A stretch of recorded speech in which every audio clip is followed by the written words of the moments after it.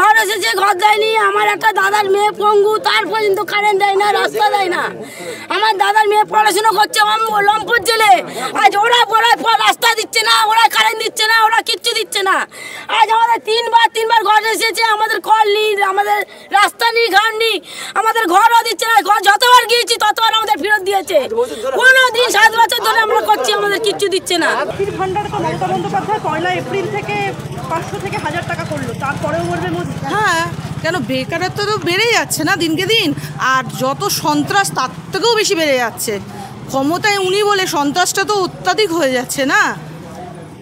মোদি ছাড়া তার কোনো গতিই নেই। তার জন্যে এই মুহূর্তে রাজ্যের নারী সুরক্ষা তার যা অবস্থা, তার কি বলবো, তার বলার কথা নেই। প্রত্যেকটা ঘরে ঘরে জিজ্ঞেস করুন, খবর পেয়ে যাবেন। কেউ সামনাসামনি হতে পারছে না তাদের ভয়ে, আর কিচ্ছু না। তাদের ভয়ে, ইচ্ছা থাকলেও মুখ থেকে প্রকাশ করছে না, শুধুমাত্র তাদের ভয়ে। আর কি এর থেকে বড় প্রমাণ কি? মমতা বন্দ্যোপাধ্যায় বলছেন সন্দেশখালীর ঘটনা একটা বিক্ষিপ্ত ঘটনা। প্রত্যেকটা গলিতেই সন্দেশখালী এখন, কিন্তু ঘটনাটা ঢোকা হচ্ছে না। তাই আপনারা ভেতরগঞ্জে যান, শহরেও পাবেন, প্রত্যেকটা জায়গায় সন্দেশখালী। তাদের সন্ত্রাস কিভাবে হচ্ছে চিন্তার বাইরে। তারা খালি ঝান্ডার, কে কার হাতে ঝান্ডা আছে সেইভাবে তারা বিচার করে, দেখে না সাধারণ মানুষ কি চাইছে, তাদের কি কষ্ট সেটা দেখার দরকার নেই। সুতরাং যাদের হাতে ঝান্ডা রয়েছে টিএমসির, তারাই সঠিক। আর বিজেপি যারা করছে তার সঠিক হলেও ভুল। তাদের মেরে ধমকে বকে যেভাবে হোক থামানো দরকার, আর কিছু না। এটাই তাদের প্রধান লক্ষ্য, আর কিচ্ছু না। আপনি দেখুন ভালো করে গিয়ে প্রত্যেকটা গলিতেই সন্ত্রাস, প্রত্যেকটা গলিই সন্দেশখালী হয়ে আছে, খালি ভয়ে মুখ খুলছে না। এটাই হচ্ছে ব্যাপার, আর কিছু না।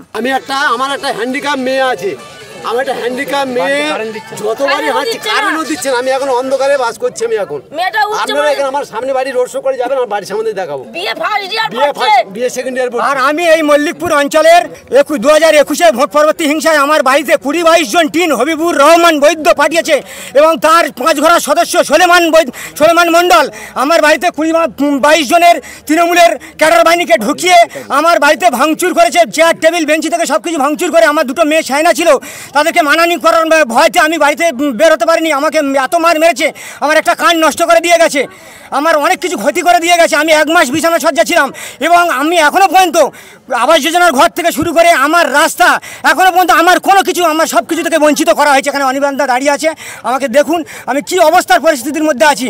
আমার এত ক্ষয়ক্ষতি করে দিয়ে গেছে, আমাদেরকে সব কিছু থেকে বঞ্চিত। স্বাস্থ্যসাথীর কার্ড আমার স্ত্রীকেও দেওয়া হয়নি।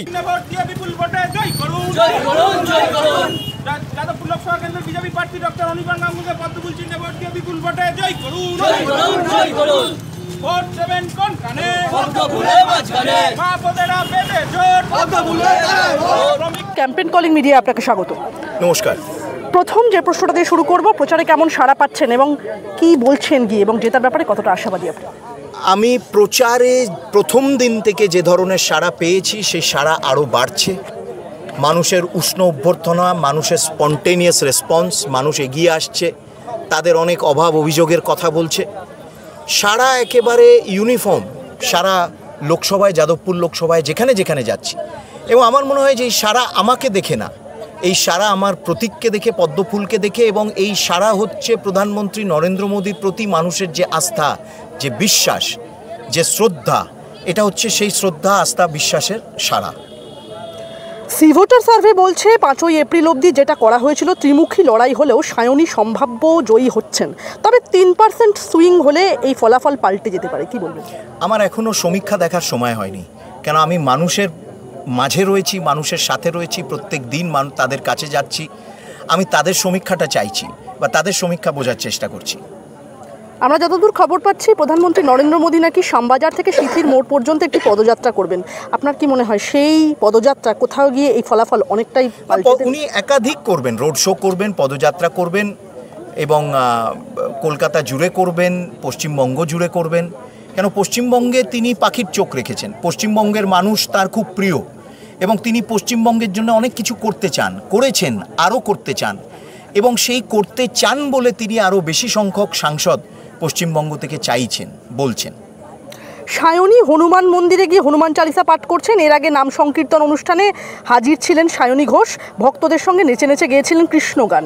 কি হলো সায়নী ঘোষের, কি বলবেন? তিনি অভিনয়টা খুব ভালো করেন। সিপিআইএম আইএসএফ এর জোট কাটাকাটি এবং সর্বোপরি তৃণমূলের গোষ্ঠীদ্বন্দ্বের জন্য বেনিফিট অফ ভোট কি বিজেপির দিকে যাবে?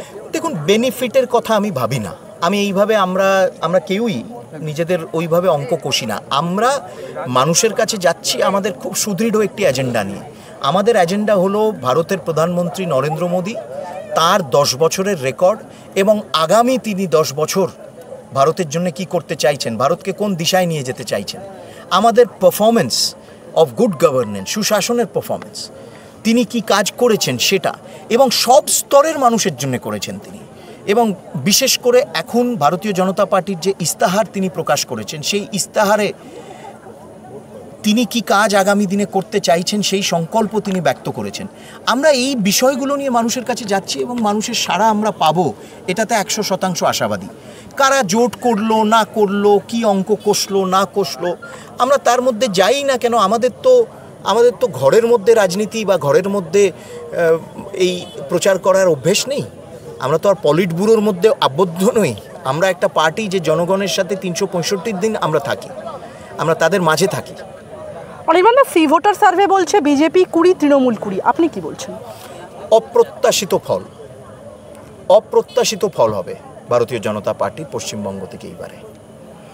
তীব্র কটাক্ষের সুরে মুখ্যমন্ত্রী মমতা বন্দ্যোপাধ্যায় বলছেন, আপনি কি খাবেন তাও ওরা লিখে দেবে। সকালে চা খাবেন, চায়ের সঙ্গে গোমূত্র খেতে হবে। দুপুরে গোবরের সঙ্গে কি খাবেন তাও বলে দেবে। সরকারের ডাবল ইঞ্জিন দরকার নেই, মানুষের ডাবল ইঞ্জিন হোক। না, ওনার স্তরটা খুবই নিম্ন স্তর। উনি চিরকালই এই ধরনের ভাষা ব্যবহার করেছেন, প্রধানমন্ত্রীকে শালা বলছেন এবং তার ওই তুইতকারীভাবে কথাবার্তা বলা। সেই জন্য তার বক্তব্যের আমি বেশি মন্তব্য করতে চাইছি না। কেন, তিনি যত দিন যাচ্ছেন তার পায়ের তলায় মাটি সরে যাচ্ছে বলে তিনি মানসিক ভারসাম্যহীন হয়ে উঠছেন। কিন্তু একটা কথা আমাদের মনে রাখতে হবে যে পশ্চিমবঙ্গের মুখ্যমন্ত্রী হয়ে তিনি বারে বারে সনাতনীদের কটাক্ষ করছেন, অপমান করছেন, সনাতনীদের দাঙ্গাকারী বলছেন, দাঙ্গাবাজ বলছেন। এটা আমি অনুরোধ করব সব সনাতনী যারা রয়েছেন, হিন্দুরা যারা বিশেষ করে ধর্মপরায়ণ, তারা যাতে মনে রাখে এই কথাগুলো। একটি সম্প্রদায়কে এবং সনাতনীদেরকে তিনি বিদ্রুপ করছেন এবং তাদেরকে দাঙ্গাকারী বলছেন। মুখ্যমন্ত্রী মমতা বন্দ্যোপাধ্যায় আরও বলেছেন, দাঙ্গা করতে পারে, তৈরি হয়ে আছে, আপনারা ভুল করবেন না। শীতলকুচির মতো ফের গুলি চালাবে। 17 তারিখ এটা ওদের দাঙ্গা করার দিন। স্লোগান দেবে সংখ্যালঘুদের উদ্দেশ্যে। ওই দিন আপনারা ঈশ্বরের নাম করে প্রার্থনা করবেন, কোনো প্ররোচনা না। ওনার দলের লোকেরাই তো ধরা পড়ছে এনআইএর হাতে, দাঙ্গাবাজ এবং তারা বোমারু দাঙ্গাবাজ, ওনার দলের লোকেরা ধরা পড়ছে। এবং তিনি যখন দাঙ্গাকারীদের বিরুদ্ধে সতর্ক করছেন, তার দলের লোকেরাই কিন্তু দাঙ্গাকারী, তারাই দাঙ্গা বাঁধাচ্ছে, তারাই ছদ্মবেশে বহুরূপী সেজে 17 তারিখ রামনবমী দিন তারা এই রাজ্যের বিভিন্ন প্রান্তে দাঙ্গা ছড়ানো প্রচেষ্টা আপ্রাণ করবে, এটা আমরা জানি।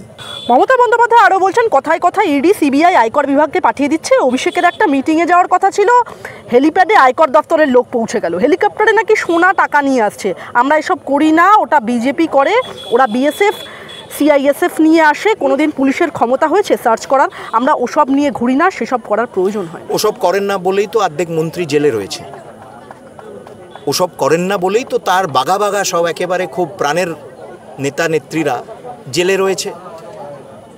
এবং আয়কর হানা নিয়ে যদি এতটাই ব্যতিব্যস্ত, তাহলে যাক না, ইলেকশন কমিশনের দ্বারস্থ হচ্ছে না কেন? ইলেকশন কমিশনকেও বিদ্রুপ করছে, ইলেকশন কমিশনের সামনে ধর্ণা করছে। মানে একটা অ্যানার্কিস্ট পার্টি চালাচ্ছেন তিনি, একেবারেই অ্যানার্কিস্ট পার্টি। এবং সেই অ্যানার্কিস্ট পার্টির অ্যানার্কিস্ট হেড হচ্ছেন তিনি এবং তার সাব হেড হচ্ছেন ওই ভাইপো। একটা আঞ্চলিক দলের যদি all India national general secretary থাকে, একটা আঞ্চলিক দলের যদি সর্বভারতীয় সাধারণ সম্পাদক হতে পারে, তার মানেই বোঝা যাচ্ছে যে এই দলের স্বাস্থ্য কী। অনির্বাণ, আমার শেষ প্রশ্ন আপনাকে করব। মমতা বন্দ্যোপাধ্যায় বলছেন, ইভিএমের চিপ কারা তৈরি করেছে সেটা নিয়ে তো ইলেকশন কমিশন বলছে না কিছু। আমরা তো ব্যালটে ভোট চেয়েছিলাম, আমরা অনেকেই জবাব চাইছি, কোনো জবাব দিতে পারছে না। 2011-তে কি প্রশ্ন উঠলো না কেন? কংগ্রেস যখন 50 বছর 40 বছর রাজত্ব করলো এবং যে কংগ্রেসের সরকারে তিনি মন্ত্রী ছিলেন, এই প্রশ্ন উঠল না কেন? 2021 এই প্রশ্ন উঠল না কেন যখন তিনি জিতলেন? 2016-তে এই প্রশ্ন উঠল না কেন তখন তিনি জিতলেন? যখন কংগ্রেস যখন 2004-এ জিতলো, 2009-এ জিতলো, এই প্রশ্ন উঠল না কেন তখন? বিজেপি যখন পশ্চিমবঙ্গ থেকে বেশি আসন পেতে আরম্ভ করছে, বেশি ভোট পেতে আরম্ভ করছে, তখন এই প্রশ্ন আসছে, তখন এই প্রশ্ন করা হচ্ছে। আমার মনে হয় এই দ্বিচারিতাটা খুব পরিষ্কার হয়ে যাচ্ছে। যেখানে কংগ্রেস জিতবে সেখানে কোনো ইভিএমের সমস্যা নেই, যেখানে তৃণমূল কংগ্রেস জিতবে সেখানে কোনো ইভিএমের সমস্যা নেই। সমস্যা হচ্ছে যদি বিজেপি জেতে। এইসব ভনিতা ভাওতার কত বলবেন? একটু পরিষ্কার কিছু ইস্যু ভিত্তিক কথাবার্তা বলুক না। ইস্যু ভিত্তিক কথাবার্তা একটাও তো বলছেন না, খালি প্ররোচনামূলক সাম্প্রদায়িক কথাবার্তা বিষ ছড়াচ্ছেন। অন্যদিকে ইলেকশন কমিশনকে গালাগালি করছেন, অন্যদিকে প্রধানমন্ত্রী নরেন্দ্র মোদীর বিরুদ্ধে কুরুচিকর মন্তব্য করছেন এবং সারা রাজ্যের মানুষকে দেখাচ্ছেন, সারা ভারতবর্ষের মানুষকে দেখাচ্ছেন যে এইখানে কমপ্লিট ল্যাক অফ ওয়ারেন্টি হয়ে যাচ্ছে, কমপ্লিট ল্যাক অফ ওয়ারেন্টি হয়ে যাচ্ছে মাথার মধ্যে। অনিশ বান্দা, অনেক ধন্যবাদ আপনাকে আমাদের সঙ্গে থাকার জন্য। ধন্যবাদ।